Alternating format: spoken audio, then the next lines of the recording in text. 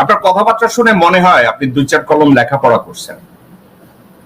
আপনি আল বালাডুরের একটা ডিসক্রিপশন, উনি খন্দকের যুদ্ধ, বদরের যুদ্ধ এবং ওহুদের যুদ্ধ নিয়ে উনি বেশ কিছু কথাবার্তা বলেছেন। প্রথম কথা আমি আপনাকে সাজেস্ট করব আপনি ওইগুলো একটু ভালো করে পড়েন, এবং পড়ার সময় কিপ ইউর মাইন্ড ওপেন। জাহেদ, থাপায়া দাঁত তো ফলাই দেবো বেটা, হারামজাদা মূর্খ, মিসইন্টারপ্রেট করিস কেন? এই হারামজাদা, কত তুই কি লম্বা চুল রাখা নির্মলের তো গুণ বনিস? হারামজাদা গান্ডু। 71-এ আমি একটু পিছনে যাই। পাকিস্তানের মিলিটারিলি যে কিছু সমস্যা আছে, পাকিস্তানের মিলিটারিরা জন্ম লগ্ন থেকে রাজনৈতিক দল এবং নেতাদেরকে যে ইগনোর করে, তাদের ভিতরে একটা সুপিরিয়রিটি তৈরি করে রেখেছে, আমেরিকা তৈরি করে রেখেছে অথবা ইউরোপিয়ানরা তৈরি করে রেখেছে। এটা কে না জানে? ডাক্তার জাহেদ, তুমি জানো না? নাকি তুমি নতুন লেখাপড়া করছো? নাকি তুমি একা পিএইচডি করছো? ডক্টরেট একটা লাগাইয়া পারো তো একটা বেহালা লইয়া টেলিভিশনে বসো বেটা হারামজাদা।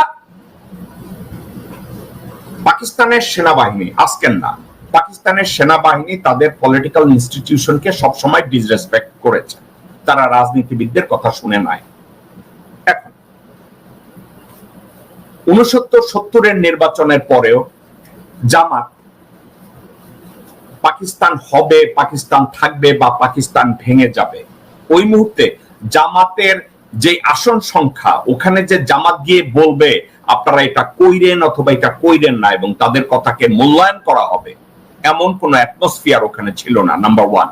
নাম্বার 2, যুদ্ধ চলাকালীন সময় ভারত যেখানে ইনস্টিগেট করেছে ভেরি সাকসেসফুলি, যখন একটা ওয়ার হবে এবং এই ওয়ারের টার্গেট হবে পাকিস্তানকে ভেঙে ফেলা। জুলফিকার আলী ভুট্টো সিআইএ ডিক্লাসিফাইড ডকুমেন্টে সরাসরি বলা আছে ইন্দিরা গান্ধী সাকসেসফুলি জুলফিকার আলী ভুট্টোকে কিনে ফেলেছিল। মুজিবকে কিনতে পারে না, কিন্তু ভুট্টোকে কিনে ফেলেছিল। ভুট্টোকে ইন্দিরা গান্ধী বলেছিল তুমি মুজিবের সাথে যত মিটিং এ বসো কোনো অসুবিধা নাই, কিন্তু মুজিবের কোন শর্তে তুমি রাজি হবে না।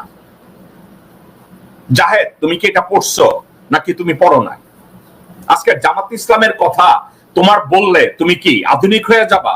তুমি কি দেখাবা যে তুমি এই যুগের মাসিয়া?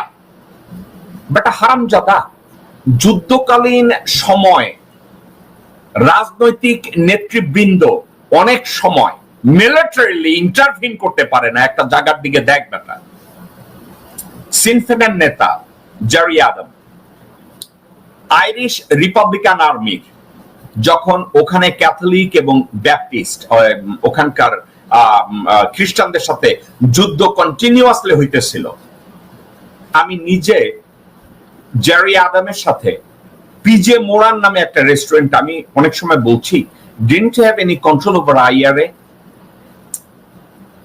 জেরি আদম আমাকে সরাসরি বলছিল, জেকব, একটা যুদ্ধকালীন সময় ফিল্ড কমান্ডাররা ইউজুয়ালি রাজনীতিবিদদের প্রেসক্রিপশন শুনলেও অনেক ক্ষেত্রে আমাদের কোনো কন্ট্রোল থাকে না।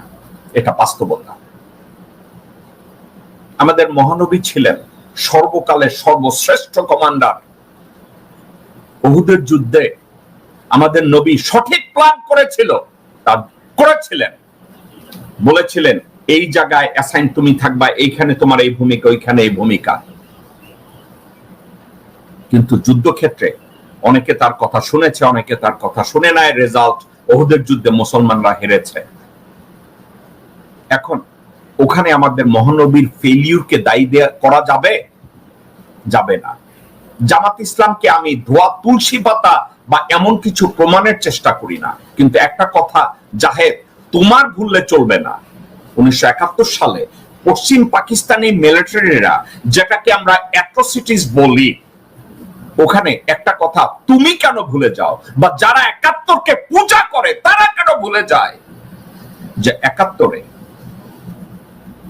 যত লোকজনরা মুসলমান নামধারীরা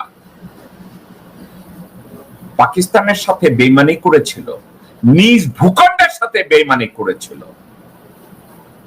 এবং তারা জানতো যে এই যুদ্ধে বাংলাদেশের স্বাধীনতা বলতে কোনো কিছু নাই, শুধু পাকিস্তানকে ভাঙা ছিল। ইন্ডিয়ার উদ্দেশ্য, যার জন্য গত 54 বছরে 7.5 কোটি মানুষ থেকে আজকে 20 কোটি মানুষ সাফারের পর সাফার করে যাচ্ছে শুধু ভারতীয় ষড়যন্ত্রে।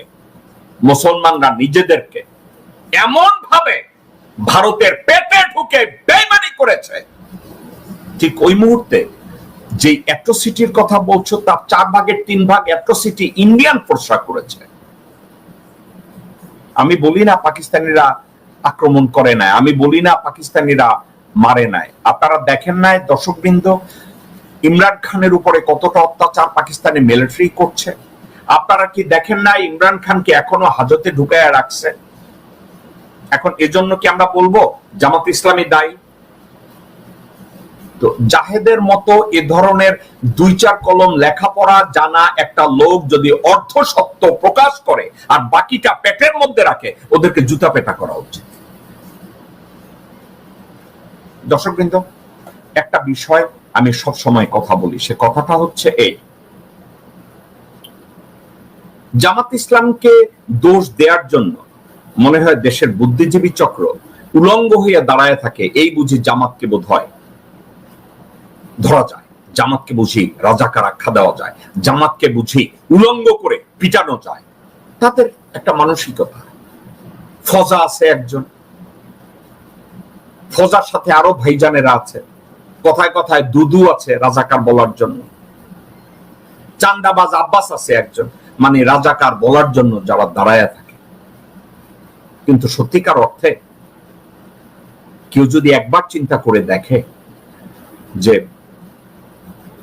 যুদ্ধ, সে তো যুদ্ধ, যুদ্ধক্ষেত্রের উপরে কার নিয়ন্ত্রণ থাকবে অথবা থাকবে না, it's a different way of thinking.